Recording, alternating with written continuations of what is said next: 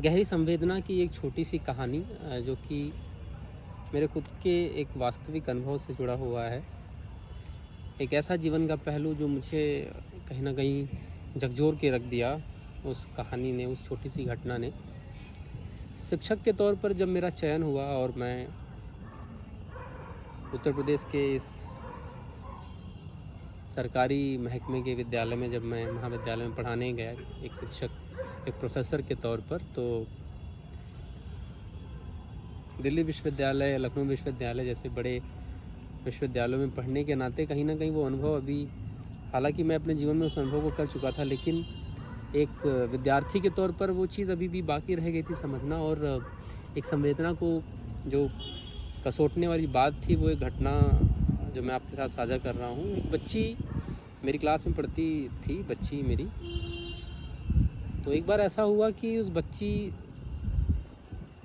के ऊपर मेरी नज़र गई। तो ऐसे अचानक ही मैंने पूछा, वो बच्ची लंच नहीं लाती थी अपने लंच टाइम पे। तो मैंने उससे पूछा कि बेटा आप लंच नहीं लाते हो, लंच नहीं करते हो।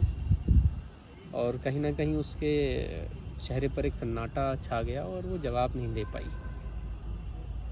और वो सन्नाटा कहीं ना कहीं हमारे समाज के ऊपर एक बहुत बड़ा प्रश्न चिन्ह खड़ा करती है कि हमारे समाज में ऐसे बच्चे हैं जो कि 2 वक्त का खाना इनको नसीब नहीं होता। और बच्ची ने सिर्फ पलट कर इतना जवाब दिया कि सर हमारे घर में एक ही टाइम खाना बनता है।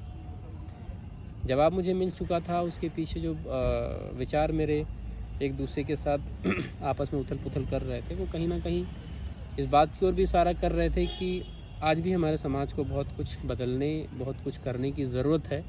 ऐसे लोगों के लिए जो वाकई में शिक्षा के लिए संघर्ष कर रहे हैं, आर्थिक तौर पर, सामाजिक तौर पर बहुत ही ज़्यादा पिछड़ा तो नहीं कह सकते उनको, लेकिन कहीं ना कहीं आज भी वो बहुत ज़्यादा वंचित हैं आर्थिक संसाधनों से। और समाज में जो उनका स्तर होना चाहिए वो अभी भी बहुत नीचा है।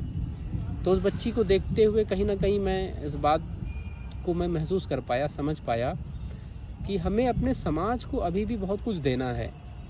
और सिर्फ ऐसा ही नहीं है कि सरकारें करेंगी या व्यवस्थाएं करेंगी, उन व्यवस्थाओं में रहने वाले हम और आप, समाज के हर एक इस बड़ी इमारत के एक ईंट को मिल करके कहीं ना कहीं हमें मजबूत बनाना पड़ेगा इस हमारे पूरे समाज को। फिर चाहे शिक्षक के तौर पर जब आप कहीं पढ़ा रहे हैं, मेरे जितने भी साथी, मेरे जितने भी भाई बंधु, उनको कहीं ना कहीं इस संवेदना को समझते हुए शिक्षा देनी है। सिर्फ आपको किताबी ज्ञान नहीं देना है उन बच्चों को। उस बच्ची से मुझे सीखने को ये भी मिला कि सही मायने में महिला सशक्तिकरण किस तरीके से की जा सकती है। अगर वो बच्ची पढ़ लिख लेगी और आगे बढ़ जाएगी तो कहीं ना कहीं एक शिक्षक के तौर पर मुझे बड़ा गर्व महसूस होगा। और जाने अनजाने में जैसे भी आप जिस तरीके से भी बिना कहे, बिना दिखाए, जैसे भी सहायता पहुंचा सकते हैं, जिस तरीके से साहस और उत्साह दे सकते हैं, आप दीजिए, क्योंकि आप काबिल हैं उसके। आपको भेजा ही इसलिए गया है वहाँ पर कि आप समस्या पर नहीं, समाधान पर चर्चा करिए। और एक शिक्षक के तौर पर मेरे हिसाब से अंधेरे पर चर्चा करना, मेरे हिसाब से आपके प्रोफेशन से बेईमानी होगी। क्यों ना उजाले की चर्चा की जाए, क्यों ना उस अंधेरे को मिटाने पे चर्चा किया जाए। तो कहीं ना कहीं जो मुझे अंधेरे नज़र आते हैं, उनमें कहीं ना कहीं एक उजाले और एक नई रोशनी की किरण भी नज़र आती है। और ये समय बहुत ज़रूर बदलेगा ये समय। और बदलने के पीछे कहीं ना कहीं जो हम शिक्षकों का रोल है बहुत अतुलनीय है, बहुत बड़ा है। उसको हम जितना सहजता के साथ, जितनी संवेदना के साथ और जितने सहजता के साथ समझें और जितनी जल्दी समझें उतना बेहतर होगा। क्योंकि कहीं ना कहीं कई बार ऐसा हमें फील होता है, प्रतीत होता है कि हम तो गवर्नमेंट प्रोफेसर हैं और क्लास 1 ऑफिसर हैं। तो ऐसा एक भावना अंदर आ जाती है और कहीं ना कहीं वहीं पे हम अपने जो कर्तव्य है उससे बेईमानी करने लगते हैं। तो कर्तव्य का बहुत सीधा सा फंडा है। आप नौकरी सैलरी के लिए नहीं करते हैं। कहीं ना कहीं, कभी ना कभी, अगर आपका जीवन और आपका विचार और व्यवहार शिक्षा से जुड़ा हुआ है तो आप कहीं ना कहीं प्रभावित होते हैं।